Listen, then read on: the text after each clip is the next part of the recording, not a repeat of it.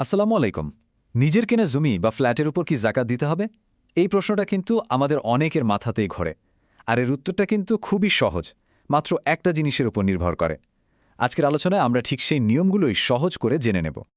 তো সেই মূল প্রশ্নটাতেই আসি, জমি বা ফ্ল্যাটের ওপরে কি জাকাত দিতে হয়? চলুন এর উত্তরটা খুঁজে বের করা যাক।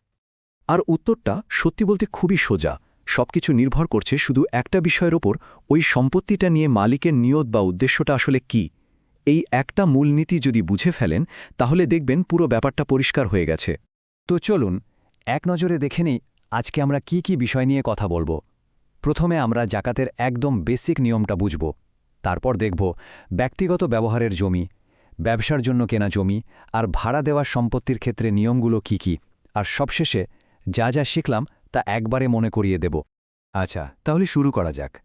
যে কোনো সম্পত্তির জাকাতের নিয়ম বোঝার আগে আমাদের কিন্তু জাকাতের একদম মৌলিক ধারণাটা পরিষ্কার করে নিতে হবে।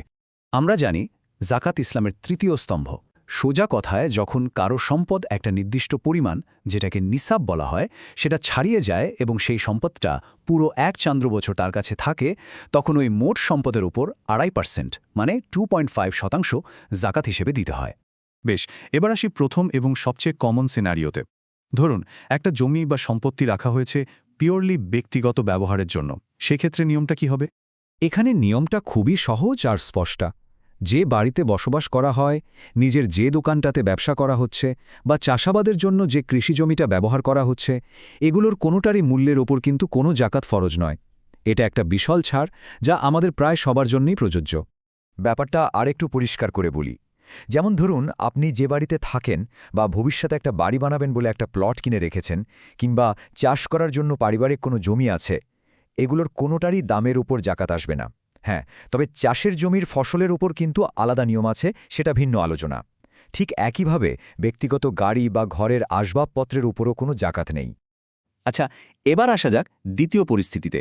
কি হবে যদি কোনো জমি বা সম্পত্তি কেনা হয় বিক্রির উদ্দেশ্যে? তখন কিন্তু নিয়মটা পুরোপুরি পাল্টে যায়। আর এখানেই সেই নিয়ত বা উদ্দেশ্যের ব্যাপারটা সবচেয়ে গুরুত্বপূর্ণ হয়ে ওঠে। যখনই কোনো জমি বা ফ্ল্যাট কিনে রাখা হয় ভবিষ্যতে বিক্রি করে লাভ করার জন্য, তখন সেটা আর ব্যক্তিগত সম্পদ থাকে না, তখন সেটা হয়ে যায় একটা ব্যবসায়িক পণ্য। আর সব ব্যবসায়িক পণ্যের মতোই এর উপরেও জাকাত দিতে হবে। তাহলে মূল কথাটা কি দাঁড়ালো? ব্যবসার জন্য রাখা জমির ক্ষেত্রে প্রতি বছর সেটার কেনা দামের ওপর নয়, বরং সেটার বর্তমান বাজার মূল্যের ওপর 2.5% হারে জাকাত হিসাব করতে হবে। দামটা কিন্তু হতে হবে আজকের দিনের। এই হিসাবটা করা কিন্তু খুবই সহজ যদি এই 4টা ধাপ মনে রাখা যায়। ১. আগে নিজেকে জিজ্ঞেস করুন আসল নিয়তটা কি, এটা কি বিক্রির জন্য? ২. যদি উত্তর হ্যাঁ হয়, তাহলে আজ সেটার বাজার দর কত সেটা ঠিক করুন। ৩. দেখুন তো সম্পদটা আপনার কাছে ১ চান্দ্র বছর ধরে আছে কিনা। আর ৪. যদি সব শর্ত মিলে যায়, তাহলে ওই বর্তমান বাজার মূল্যের উপর 2.5% জাকাত আদায় করে দিন। চলুন এবার ৩ নম্বর পরিস্থিতিটা দেখি, মানে ভাড়া দেওয়া বাড়ি বা প্লটের জাকাতের নিয়মটা কি। এখানে একটা ছোট্ট কিন্তু খুব গুরুত্বপূর্ণ পার্থক্য আছে, যেটা বুঝতে হবে। এই পার্থক্যটা হলো যে বাড়ি বা জমি ভাড়া দেওয়া হয়েছে সেটার মূল দামের উপর কোনো জাকাত দিতে হবে না। জাকাত দিতে হবে ওই ভাড়া থেকে পাওয়া আয়ের উপর। মানে সব খরচ বাদ দিয়ে যে টাকাটা জমছে সেটা যদি নিসাব পরিমাণে পৌঁছায় এবং ১ বছর জমা থাকে, তাহলে শুধু ওই জমানো টাকাটার উপর জাকাত আসবে। প্লটের ক্ষেত্রেও ব্যাপারটা প্রায় একই। যদি বিক্রির জন্য কেনা হয়, তাহলে তো বাজার মূল্যের উপর জাকাত দিতেই হবে। আর যদি নিজের বাড়ি বানানোর জন্য কেনা হয়, তাহলে কোনো জাকাত নেই। তবে এখানে একটা ইন্টারেস্টিং ব্যাপার আছে। ধরুন কেউ জমি কিনেছে শুধুমাত্র টাকাটা সেফ রাখার জন্য বা ইনভেস্টমেন্ট হিসেবে, তার থাকার বা ব্যবহার করার কোনো উদ্দেশ্যই নেই। সেক্ষেত্রেও কিন্তু ওই জমির বর্তমান বাজার মূল্যের উপর জাকাত দিতে হবে।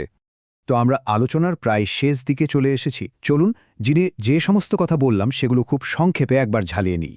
এই টেবিলটা দেখলে পুরো ব্যাপারটা একবারে পরিষ্কার হয়ে যাবে। দেখুন, ব্যক্তিগত ব্যবহারের জন্য হলে কোনো জাকাত নেই।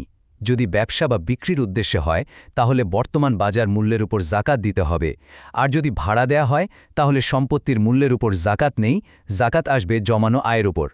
তার মানে সবকিছুর মূলে কিন্তু সেই একটাই জিনিস, আপনার নিয়ত। সব শেষে নিজের সম্পত্তির জাকাত হিসাব করার আগে নিজেকে শুধু এই একটা প্রশ্ন করুন, এই সম্পদটা রাখার পেছনে আমার আসল উদ্দেশ্যটা কি? ব্যক্তিগত ব্যবহার, ব্যবসা, নাকি ভাড়া থেকে আয়?